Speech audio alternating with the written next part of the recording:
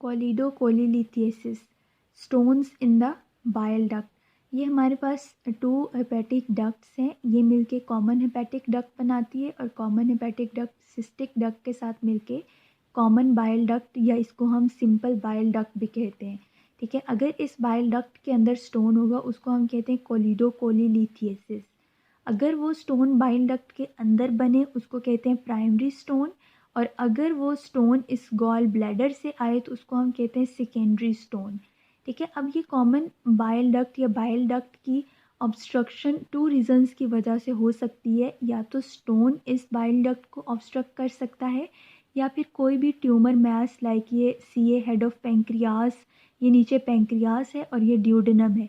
ठीक है, तो अगर ये सीए हेड ऑफ पेंक्रियास इसको ऑब्स्ट्रक्ट कर सकता है, या फिर कोई भी स्टोन प्राइमरी या secondary from the gallstone वो इस कॉमन बाइल डक्ट को ऑब्स्ट्रक्ट कर सकता है।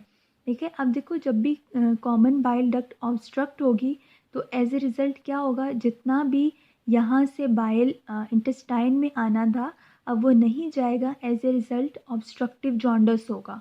एक पॉइंट, जितने भी कोलिडोकोलिलिथिएसिस या कोलेंजाइटिस के पेशेंट्स हैं इनके अंदर जॉन्डिस की हिस्ट्री होती है। सेकेंडली क्या होगा कि कर्वोजियर लॉ हम डिस्कस करते हैं कि कॉमन बाइल डक्ट 2 रीजंस की वजह से मैंने आपको बताया कि ऑब्स्ट्रक्ट हो सकती है, या स्टोन या फिर सीए हेड ऑफ पेंक्रियास की वजह से।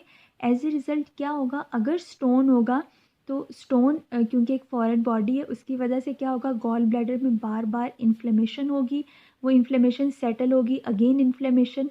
इस वजह से क्या होगा, गॉल ब्लैडर की बार बार इन्फ्लेमेशन की वजह से गॉल ब्लैडर फाइब्रोज होके कंस्ट्रिक्ट हो जाएगा और पालपेट नहीं होगा। अगर कॉमन बाइल डक्ट की ऑब्स्ट्रक्शन स्टोन की वजह से हुई है तो गॉल ब्लैडर पालपेट नहीं होता, जैसा कि कोलिडोकोलिलिथिएसिस या कोलेंजाइटिस के केस में होता है।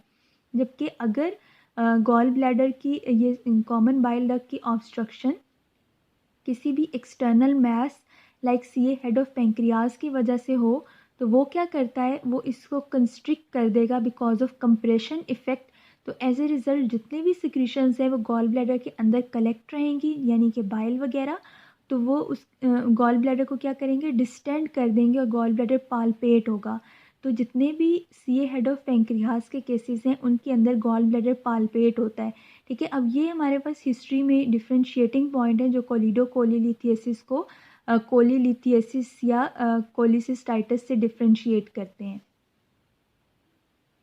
इन पेशेंट्स में भी बिल्कुल उसी तरह से राइट अपर क्वाड्रेंट के अंदर पेन होता है, साथ में जॉन्डिस की हिस्ट्री होती है। जॉन्डिस की हिस्ट्री इसलिए होती है बिकॉज ऑफ ऑब्स्ट्रक्टिव जॉन्डिस, और इनके अंदर गॉल ब्लैडर इम्पाल्पेबल होता है, यानी कि पालपेट नहीं होता। ये इनके सिनेरियो के पॉइंट्स हैं। इसको हम इन्वेस्टिगेट किस तरह से करते हैं, अल्ट्रासाउंड पे हम इसको इन्वेस्टिगेट करते हैं तो हमें गॉल ब्लैडर पालपेट नहीं मिलता। ठीक है, MRCP ERCP पे हम इसको डायग्नोज कर सकते हैं। दूसरा, ऑब्स्ट्रक्टिव जॉन्डिस में बिलीरुबिन का लेवल रेज्ड होगा।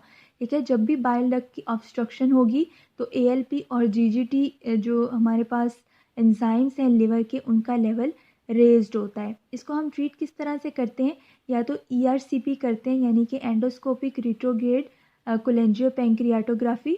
इसमें ये बेसिकली थेराप्यूटिक या डायग्नोस्टिक दोनों ही हैं, लेकिन यूजुअली आजकल इनके थेराप्यूटिक रोल है ERCP के। इन्वेजिव प्रोसीजर है इसकी, इसलिए हम क्या करते हैं, ये जो कॉमन बाइल डक्ट के अंदर स्टोन है इसको हम रिमूव कर देते हैं।